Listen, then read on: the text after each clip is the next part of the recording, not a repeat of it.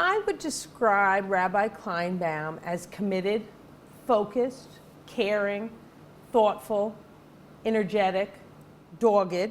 Eloquent, elegant. Brilliant, personable.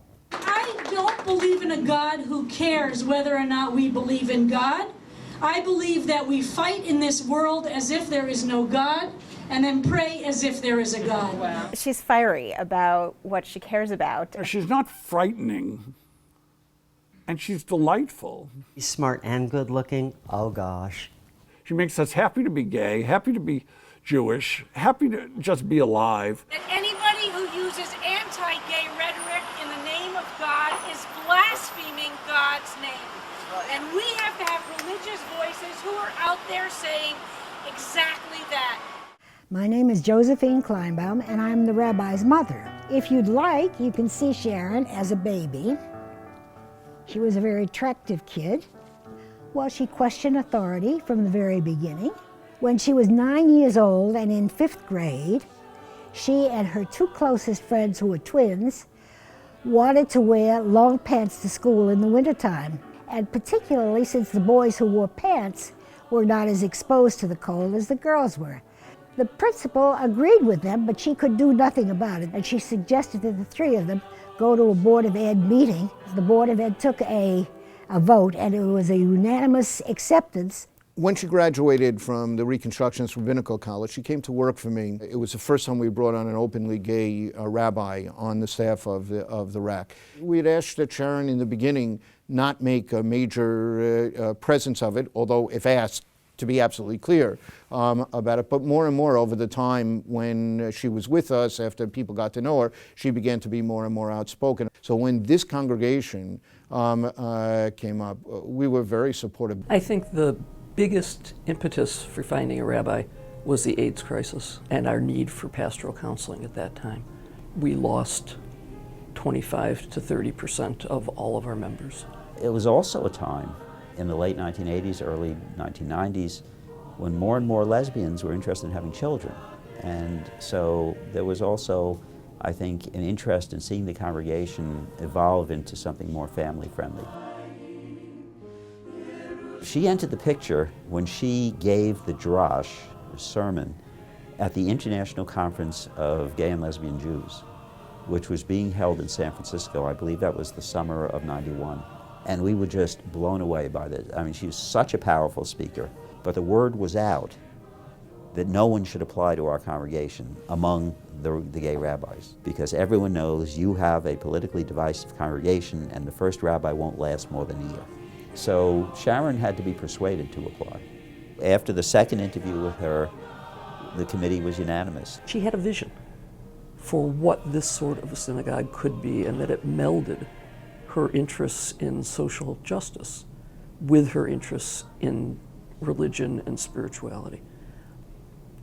In 1992, my late partner Bill Johnson was diagnosed with AIDS, and it was clear to both of us that his death was impending. And we reached out to Rabbi Kleinbaum to help us, and she came to our home on a number of occasions and really prepared both Bill and me for his death in a way that I really could not have imagined. She is such a fierce advocate for gay rights. At the same time, she has this kind of quiet compassion for individual people. It's really a beautiful meld to watch.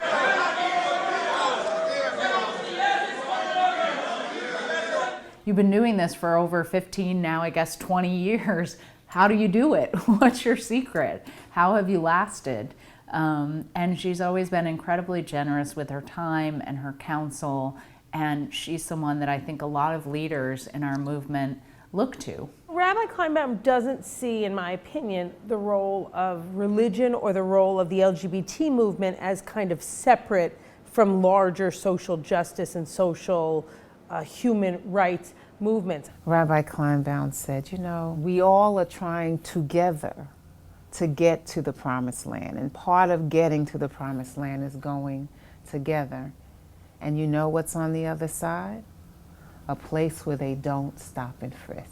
We will not be divided.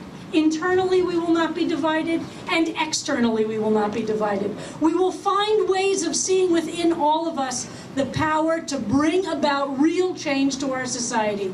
When CBST was founded 40 years ago, the small group of gay men who gathered in that church in Chelsea couldn't have dreamed that we would be a congregation of over 1,100 members today. She's enlarged the tent in so many ways. She's made it extraordinarily welcoming for straight people to be part of our community. There are a whole lot of us who don't fall under LGB or T. We like the word Q. And Rabbi Kleinbaum has created a spiritual space for Jewish queers. She is always ahead of the curve on reaching out to new communities.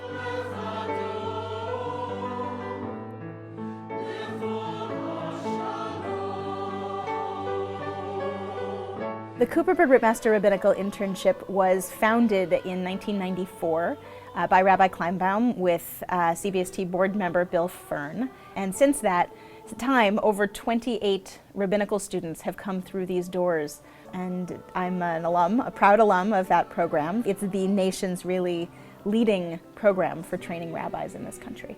In June of 2011, we closed on the purchase of a commercial condominium in a landmark building designed by Cass Gilbert on West 30th Street that will provide 17,000 square feet of space. Rabbi Kleinbaum realized that a sacred community was built on not just social justice, on all the values that she believes in so strongly, but she's a person who realized from the beginning we need to have great music in order to make this a thriving congregation.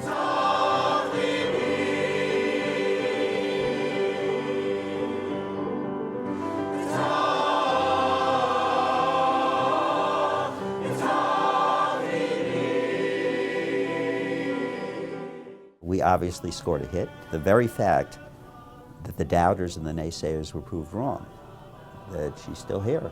She's our first rabbi. She's still our rabbi. And she has succeeded, and this congregation has succeeded beyond our wildest hopes and dreams. I think she's done a marvelous job.